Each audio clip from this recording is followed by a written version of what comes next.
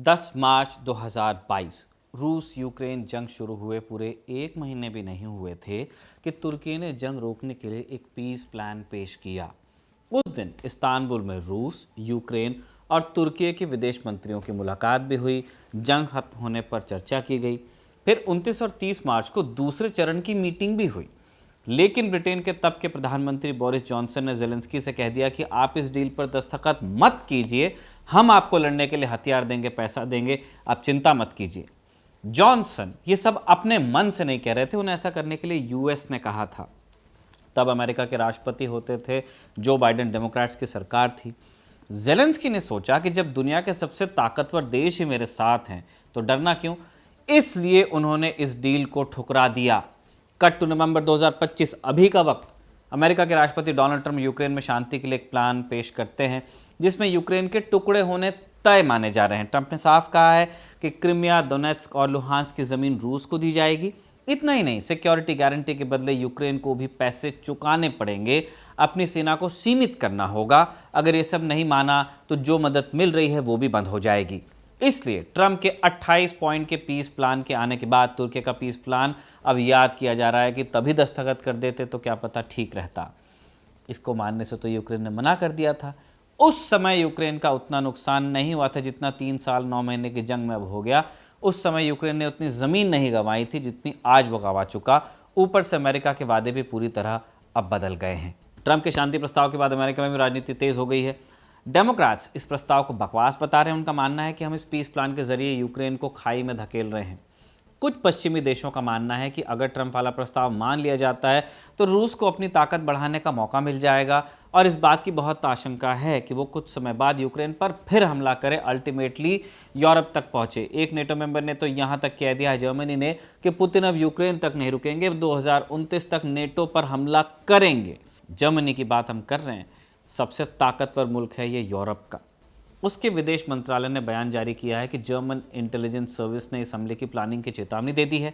इसलिए आज के शो में हम जानेंगे कि क्या वाकई पुतिन नेटो पर हमला करेंगे, ट्रंप के 28 बिंदु वाले पीस प्लान में है क्या, और इस पर अमेरिका और नेटो देशों में क्या पॉलिटिक्स हो रही है। नमस्ते, मैं हूं निखिल और आप खबरगांव का डेली इंटरनेशनल बुलेटिन राजदूत देख रहे हैं।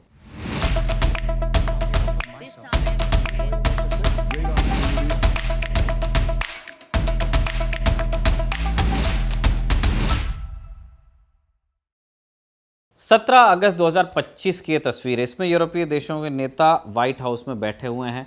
यूक्रेन का नक्शा है इनके पास। बात चल रही है यूक्रेन के बंटवारे पर। रूस यूक्रेन की 19% ज़मीन पर कब्जा किए हुए है। इसमें क्रीमिया का कब्जा भी शामिल है। क्रीमिया पर कब्जा 2014 में हो गया था, लेकिन 2022 में जंग शुरू हुई तो फिर पूरे ही यूक्रेन का जो लैंड मास है उसका 19% यूक्रेन ने अब तक खोया है। यूरोप की चिंता यही है कि कहीं किसी दिन ये कब्जा 100% ही ना हो जाए और अगली बारी हमारी ना आ जाए, क्योंकि यूरोप के लिए यूक्रेन एक बफर जोन की तरह काम करता है। ईस्ट और वेस्ट के बीच में, नेटो और रूस के बीच में यूक्रेन चला जाता है तो सीधे रूस और यूरोपियन देशों की बॉर्डर सट जाएगी और बहुत से नेटो देशों के सदस्य आमने सामने आ जाएंगे रूस के। इसलिए जब 17 अगस्त को व्हाइट हाउस में मुलाकात चल रही थी तो यूरोपीय देश इस बंटवारे के लिए राजी हो नहीं रहे थे। पर जब 19 नवंबर को ट्रंप ने अपना पीस प्लान पेश कर दिया तो लगभग सारे यूरोपियन देश इसमें हामी भर देते हैं, जबकि इस प्रस्ताव में भी यूक्रेन के बंटवारे का ही प्लान लिखा हुआ है। सभी यूरोपीय देश जानते हैं कि ये प्लान ट्रंप ने पुतिन से बात करके बनाया, क्योंकि इसकी शर्तें लगभग वही हैं जैसी पुतिन चाह रहे थे, 1-2 पॉइंट्स को छोड़ के। फिर ऐसा क्या हुआ कि यूरोपीय देश इसके लिए राजी हुए? रिचर्ड फॉन्टन, जो चीफ एग्जीक्यूटिव हैं centre for new American security think tank के, उन्होंने न्यूयॉर्क टाइम्स से इस प्रेशर की 2 बड़ी वजहें शेयर की। वो कहते हैं कि यूरोप के देशों के पास पर्याप्त पैसा है, यूक्रेन की मदद के लिए बहुत कुछ कर सकते हैं, नए हथियार बनाकर खरीद कर दे सकते हैं जैसा कि उन्होंने अभी तक किया, और ऐसा लंबे समय तक कर सकते हैं। इससे इन देशों की अर्थव्यवस्था पर बहुत ज़्यादा प्रभाव नहीं पड़ने वाला। ये सब चीज़ें यूरोप कर सकता है सिवाय 2 चीज़ों की। पहली, इंटेलिजेंस शेयरिंग में अमेरिका का रिप्लेसमेंट नहीं, और दूसरा, यूक्रेन के लिए सिक्योरिटी गारंटी यूरोप नहीं दे सकता अकेले। इन 2 बातों को अब आप विस्तार से समझिए।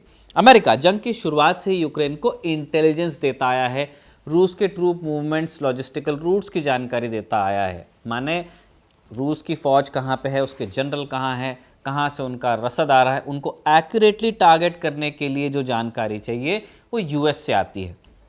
फिर अमेरिका ने यूक्रेन को रूस के एनर्जी प्रोडक्शन यूनिट्स की जानकारी दी जिनको हिट किया जा सकता है, जैसे रूस की ऑयल रिफाइनरीज, उसके power plants, gas plants. Ukraine ने अमेरिकी इंटेलिजेंस की बदौलत ही रूस के इन ठिकानों पर हमले किए हैं, कर भी रहा है अभी, जिससे रूस का बड़ा नुकसान हुआ है। किसी भी यूरोपियन देश के पास इतने उन्नत सैटेलाइट या दूसरी तकनीक नहीं है, इतनी इंफॉर्मेशन को फिल्टर करके एक्शनेबल इंटेलिजेंस बनाने की सहूलियत नहीं है कि वो इस स्तर पर यूक्रेन की मदद कर सकें। आधुनिक युद्ध में सिर्फ हथियार तो नहीं चाहिए होते हैं, data, communication, real time intelligence का सहयोग बहुत इंपॉर्टेंट है। अमेरिका की मदद ने यूक्रेन को इस मोर्चे पर बनाए रखा, वरना कब का हार जाता। ट्रंप ने धमकी दी है कि अगर जेलेंस्की इस प्रस्ताव को मानते नहीं है तो अमेरिका इंटेलिजेंस शेयरिंग बंद कर देगा और दूसरी मदद भी यूक्रेन को दी नहीं जाएगी। इंटेलिजेंस शेयरिंग से होता क्या है, देखिए, लड़ाई मोर्चे पर लड़ना तो यूक्रेन के लिए रिलेटिवली ईजी है। एक तरफ रूस फायरिंग कर रहा है, एक तरफ यूक्रेन कर रहा है, लेकिन रूस की टेरिटरी के अंदर जिन एसेट्स को हिट किया जाना है वो बिना अमेरिकन हेल्प के पॉसिबल नहीं है। बिना इंटेलिजेंस के लिए यूक्रेन के लिए रूस से लड़ना ऑलमोस्ट इम्पॉसिबल हो जाएगा, क्योंकि रूस का इंटेलिजेंस कई यूरोपियन देशों से कंपेरेबल है, कुछ से तो बेहतर भी है, और रूस के पास स्ट्रेटेजिक डेप्थ भी है। फिर यूरोप के झुकने की दूसरी वजह है सिक्योरिटी गारंटीज। पहले ट्रंप इस बात के लिए मान नहीं रहे थे कि यूक्रेन को अमेरिका सिक्योरिटी गारंटी दे, क्योंकि ट्रंप का सीधा फंडा है कि जहां हमारा फायदा नहीं है वहां हम जंग क्यों लड़ें और दूसरों की जंग में हाथ क्यों लगाएं।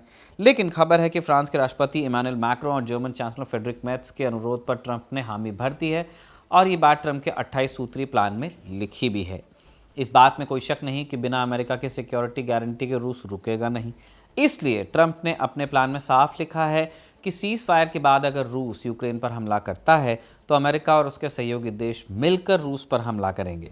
अब भले ही यूक्रेन नेटो का मेंबर बने या ना बने, लेकिन उसे एक तरह से वैसी ही सुरक्षा मिल रही है जो एक नेटो मेंबर को मिलती है, और यही रूस की सबसे बड़ी आपत्ति भी है। यूरोपियन देश जानते हैं कि वो यूक्रेन को वैसी इंटेलिजेंस और सिक्योरिटी गारंटी नहीं दे सकते जैसी यूएस दे सकता है, इसलिए वो शांत हैं या हामी भर रहे हैं। इसलिए जब ट्रंप ने प्लान पेश किया तो साउथ अफ्रीका में G20 के स्टेज से ही नेताओं ने ट्रंप की तारीफों के पुल बांध दिए, प्लान की सराहना भी की। हालांकि फ्रांस और जर्मनी ने बाद में इसमें कुछ बदलाव करवाया। 25 नवंबर को फ्रांस के राष्ट्रपति इमानुएल मैक्रों ने इन बदलावों की बात मीडिया को बताई भी। अच्छा, ट्रंप के इस प्रस्ताव पर एक इल्जाम यह भी लगाया जा रहा है कि इसमें रूस का पक्ष ज्यादा लिया गया। न्यूज एजेंसी रॉयटर्स ने एक रिपोर्ट में दावा भी किया है कि अक्टूबर के महीने में रूस ने एक दस्तावेज व्हाइट हाउस को भेज दिया था। इसमें यूक्रेन वाली जंग रुकवाने पर बात लिखी गई थी। दावा किया जा रहा है कि ट्रंप ने कुछ बिंदु सीधे इस दस्तावेज से उठा लिए हैं। इस रिपोर्ट पर अब तक नहीं रूस न अमेरिका ने प्रतिक्रिया दी है, लेकिन इसी मामले से जुड़ी ब्लूमबर्ग की एक और रिपोर्ट है जिसमें और खुलासे हैं। ब्लूमबर्ग ने इस पीस प्लान का बैकग्राउंड बताया। रिपोर्ट में यह भी लिखा है कि कैसे रूसी अधिकारियों से बात करने के बाद ही ट्रंप के पीस प्लान पर काम शुरू हुआ। तो ये कहानी शुरू होती है 13 अक्टूबर को, है ना। रशियन हेल्प के साथ ट्रंप का पीस प्लान बनना शुरू होता है 13 अक्टूबर को। ट्रंप उस दिन इजराइल की संसद में संबोधन दे रहे थे, बंधकों की रिहाई के लिए खुद को क्रेडिट दे रहे थे, जंग लड़ने के लिए अपने लड़ाके नेतन्याहू को शाबाशी दे रहे थे। इसके अगले दिन यानी 14 अक्टूबर को ट्रंप के विशेष दूत स्टीव विटकॉफ ने यूरी उशाकोव को फ़ोन मिलाया। अब उशाकोव कौन है? पुतिन के ये एडवाइज़र हैं, ख़ासतौर पर विदेशी मामलों में पुतिन को एडवाइस करते हैं, पुतिन सुनते हैं इनकी। विटकॉफ ने उशाकोव को फ़ोन पर कहा कि जैसा राष्ट्रपति ट्रंप ने गज़ा की जंग रुकवाने के लिए 20 बिंदु का प्लान बनाया था, क्यों ना यूक्रेन के लिए बनवा लिया जाए, और उशाकोव इसके लिए अग्री करते हैं। विटकॉफ ने कहा कि मैं पुतिन का बहुत सम्मान करता हूं और ये बात भी जानता हूं कि रूस जंग नहीं शांति चाहता है, और ये बात मैंने कई बार राष्ट्रपति ट्रंप को भी बताई है। ब्लूमबर्ग के हवाले से हम आपको बता रहे हैं कि विटकॉफ ने फ़ोन पर यह भी कहा है कि 17 अक्टूबर को जेलेंस्की अमेरिका आएंगे, व्हाइट हाउस में उनकी ट्रंप से मुलाकात होगी। मुझे भी वहाँ बुलाया गया, लेकिन मैं चाहता हूँ कि इस मुलाकात के पहले हम लोग आपके बॉस से बात कर लें। Boss Putin. इसके जवाब में उशाकोव ने पूछा कि अगर पुतिन ट्रंप को कॉल करते हैं तो क्या इससे कुछ निकलेगा? विटकॉफ कहते हैं हाँ, साथ ही कुछ सुझाव भी देते हैं ताकि ये बातचीत सार्थक रहे। क्या सुझाव देते हैं? विटकॉफ बताते हैं कि जब पुतिन ट्रंप को कॉल करें तो उन्हें गजा पीस प्लान के लिए बधाई दें, है ना, मलाई लगाएं। ये भी कहें कि देखिए रूस ने इस प्लान का पूरा समर्थन किया है। ये बात भी कहें कि ट्रंप एक मैन ऑफ पीस हैं और हम इस बात का सम्मान करते हैं ना, गैस भरें बेसिकली। अगर आप ये सब कहते हैं तो ये फ़ोन कॉल वाकई सार्थक रहेगा। विटकॉफ ने यह भी कहा कि पुतिन ट्रंप से ये बात भी कह सकते हैं कि विटकॉफ और उशकोव ने मिलकर गजा प्लान की तरह ही एक प्लान बनाया, इसके बारे में हमें सोचना चाहिए। ये सब सलाह विटकॉफ पुतिन के सलाहकार उशाकोव को दे रहे थे। इनमें से कुछ उशाकोव ने मान ली, जैसे कहा कि हम ट्रंप को एक सच्चा शांतिप्रिय व्यक्ति कहेंगे। 16 अक्टूबर को पहले पुतिन ने ट्रंप से फोन पर 2.5 घंटे बात की। जानकार कहते हैं कि इसी फोन कॉल में इस प्रस्ताव के कई बिंदु डिस्कस हो गए थे।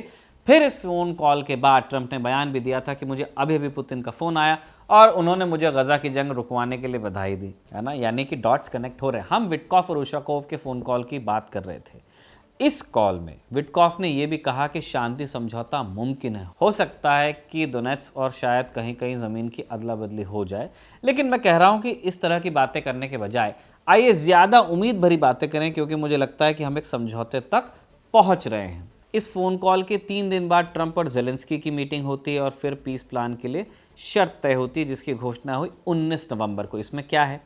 प्लान शुरुआत में इमीडिएट सीजफायर की मांग करता है। क्रीमिया, दोनेत्स्क और लुहांस्क को रूस का हिस्सा मान लिया जाएगा, यानी जमीन की अदला बदली होगी। अदला बदली क्या, एक ही जगह दी जाएगी। यूक्रेन को अपने सैनिकों की संख्या 6 लाख पर लिमिट करनी होगी। यूक्रेन को नेटो में शामिल नहीं होने दिया जाएगा, लेकिन वो ईयू में शामिल हो सकता है। युद्ध के दौरान सारे बंदी जो बनाए गए थे उन्हें लौटाया जाएगा। रूस के खिलाफ लगाए गए आर्थिक प्रतिबंधों को धीरे धीरे हटाया जाएगा और रूस के फ्रोजन एसेट्स में से एक हिस्सा यूक्रेन के पुनर्निर्माण के लिए इस्तेमाल होगा। करीब $500 बिलियन के ये एसेट्स हैं। इसमें से $100 बिलियन को शुरू में रिलीज करने की बात हो रही है, जिसमें से आधे का इस्तेमाल यूक्रेन में इमारतें और सड़कें बनाने में होगा। प्लान ये भी कहता है कि रूस यूक्रेन में इन्वेस्ट करेगा, यानी एक इकोनॉमिक मैरिज भी होगी, ये इंश्योर करने के लिए कि कल को वहीं हमला न कर दें। अब यूक्रेन के लिए सबसे ज़रूरी बात, उससे अमेरिका की सिक्योरिटी गारंटी दी जाएगी। अगर सीज़फायर के बाद यूक्रेन पर रूस हमला करता है तो अमेरिका रूस पर हमला करेगा। लेकिन क्या ये बात इस भाषा में लिखी भी जाएगी, देखना होगा। सिक्योरिटी गारंटी को लेकर के खबरगाहों का ये मानना है कि सिक्योरिटी गारंटी किस लैंग्वेज में दी जाएगी वो इंपॉर्टेंट है, क्योंकि सिक्योरिटी गारंटीज तो तब भी दी गई थी जब यूएसएसआर के बंटवारे के बाद जो न्यूक्लियर वेपन्स और मिसाइल्स, वॉरहेड्स, ये सब यूक्रेन के पास आए थे, रूस को लौटाए गए। तब यूक्रेन की चिंता थी कि अगर हम सारे बम दे देंगे तो कल को हमारी रक्षा कौन करेगा। लोग उनको बोलते भी थे कि एक बम रख लो। तब सिक्योरिटी गारंटी दी, ब्रिटेन ने दी, यूएस ने दी, रूस ने दी। अब जब लड़ाई हो रही तो ये सब लोग मिलकर इसको समझा रहे हैं जेलेंस्की को कि आप ज़मीन दे दीजिए। तो ये किस तरह की गारंटी थी जो देने के बाद भी काम नहीं आई। अब फिर से कहा जा रहा है कि सिक्योरिटी गारंटी दी जाएगी, तो क्या क्लियरली लिखा जाएगा कि यूक्रेन पर हमला, यूएस पर हमला होगा? हमें देखना पड़ेगा। 2 बिंदु विवादित हैं। एक तो जो हमने अभी बता दिया, लगता है कि रूस इसके लिए राज़ी नहीं होगा, या होगा तो बड़ी मुश्किल से। दूसरा बिंदु है कि क्रीमिया, दोनेत्स्क और लुहांस्क को रूस के हिस्से मान लिया जाना। क्रीमिया तो डिफैक्टो कंट्रोल में है, लेकिन दुनिया अभी रिकॉग्नाइज नहीं करती। दोनेत्स्क और लुहांस्क वाली बात अभी के लिए इंपॉर्टेंट है ज़्यादा। इसके लिए यूक्रेन संभवतः राज़ी नहीं होगा और यूरोप के देशों में नाक मुंह सड़ेंगे। इसलिए अभी ये बात कह देना कि इस प्लान से शांति आ जाएगी, जल्दीबाजी हो जाएगी, क्योंकि ट्रंप ने खुद कहा है कि रूस और यूक्रेन के पास बहुत समय है, वो आराम से इस पर विचार करें, कोई समय सीमा नहीं है। वैसे भी अब तक रूस और यूक्रेन की बातचीत के बाद इस पीस प्लान में 9 बिंदु कम किए गए हैं, कुछ नए जोड़े भी गए हैं, तो बहस लंबी चलेगी। हमने गजा पीस प्लान के समय ये बात देख ही ली कि दर्जनों बार फेरबदल हुए। फिर एक प्लान को कोई मानता था तो दूसरा पक्ष ये भी कह देता था कि ये वो प्लान नहीं है जो हमें दिखाया गया है ना, ये हमास की तरफ से कहा गया था। सीज़ फायर के बाद ये भी विवाद चलता गया। जानकार कहते हैं कि यूक्रेन का मसला ज़्यादा पेचीदा है। वहाँ सिर्फ बंधकों की रिहाई और सेना वापस भेजने की शर्तें नहीं हैं, ज़मीन का सौदा भी होना है। फिर इस पूरी बहस में यूरोप का सवाल बहुत अहम है। यूरोप को यूक्रेन की नहीं अपनी चिंता है, इसलिए वो इतना समर्थन यूक्रेन को दे रहा था। 25 नवंबर को जर्मन इंटेलिजेंस यूनिट्स ने जो चेतावनी जारी की है वो इसी डर को दिखाती हैं। अब ये आने वाला समय बताएगा कि 2029 तक रूस नेटो पर हमला करते हैं या नहीं, और कब तक ट्रंप का ये पीस प्लान एक्सेप्ट किया जाता रहेगा, और जिन सिक्योरिटी गारंटीज़ की बात की जा रही है उन्हें किस भाषा में लिखा जाएगा, और क्या जो वादा किया जा रहा है यूक्रेन से उस पर ये वेस्टर्न पावर्स अमल भी करेंगी। इन सारे सवालों के जवाब राजदूत के आने वाले किस्तों में आपको मिल जाएंगे। आज का राजदूत लिखा था साजिद ने और इसे रिकॉर्ड किया था इरशाद ने। आप देखते रहिए खबरगांव।